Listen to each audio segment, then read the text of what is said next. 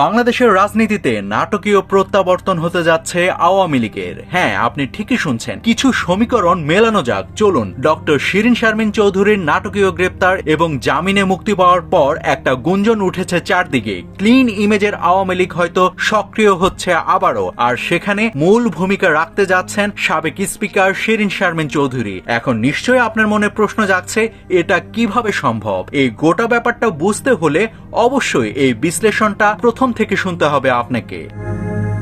কার্যক্রম নিষিদ্ধ থাকায় দলের নামে মিছিল মিটিং করতে না পারলেও অন্যভাবে সংগঠিত হওয়ার চেষ্টা চালিয়ে যাচ্ছে আওয়ামী লীগ। একই সাথে আইনের আশ্রয় নিয়ে ফিরে আসার চেষ্টাও করছে তারা। জাতীয় নির্বাচনের পরদিনই দেশের অন্তত 15টি জেলা ও উপজেলায় আওয়ামী লীগের দলীয় কার্যালয় খোলা হয়, কোথাও স্লোগান দিয়ে, কোথাও তালা ভেঙে, আবার কোথাও বা পতাকা উড়িয়ে। ঢাকার কেন্দ্রীয় কার্যালয় খোলার চেষ্টাও করে তারা, তবে ব্যর্থ হয়। তবে ফেব্রুয়ারি থেকে এপ্রিল পর্যন্ত তাদের সক্রিয় হওয়ার সংখ্যা আরো বেড়েছে। বিভিন্ন উপজেলায় তো আওয়ামী লীগের পোস্টার ব্যানারও দেখা যাচ্ছে।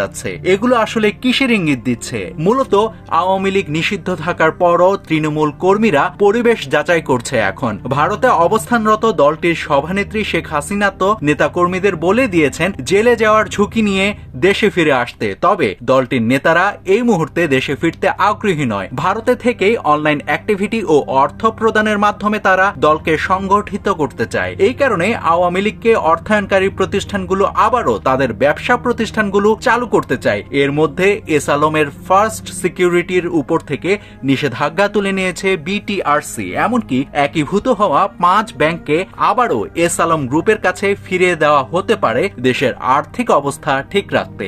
একই সাথে আওয়ামী লীগের অর্থায়নেরও পথ ধীরে ধীরে খুলে যাচ্ছে। এদিকে হাসিনা ভার্চুয়ালে তার নেতাকর্মীদের পেশাজীবী সংগঠনের নির্বাচনে অংশ নিতে বলেছে দলের নাম ব্যবহার করে। যদি দলের নাম ব্যবহার করা সম্ভব না হয় তাহলে ভিন্ন নামে হলেও সক্রিয় হয়ে সকল ধরনের নির্বাচন করতে বলেছেন। হাসিনার নির্দেশ অনুসারে শিরীন শারমিন চৌধুরী দলের হাল ধরতে এগিয়ে এসেছেন। সাবেক এই স্পিকারের নেতৃত্বে আওয়ামী লীগ আবারও ফিরে আসার গুঞ্জনটা এখন চারদিকে। তবে সেক্ষেত্রে আওয়ামী লীগের নেতারা থাকবেন একেবারে ক্লিন ইমেজের। মাশরাফি বিন মর্তুজা বা সাবের হোসেন চৌধুরীর মতো ব্যক্তিরা থাকবেন আওয়ামী লীগের সামনের সারিতে।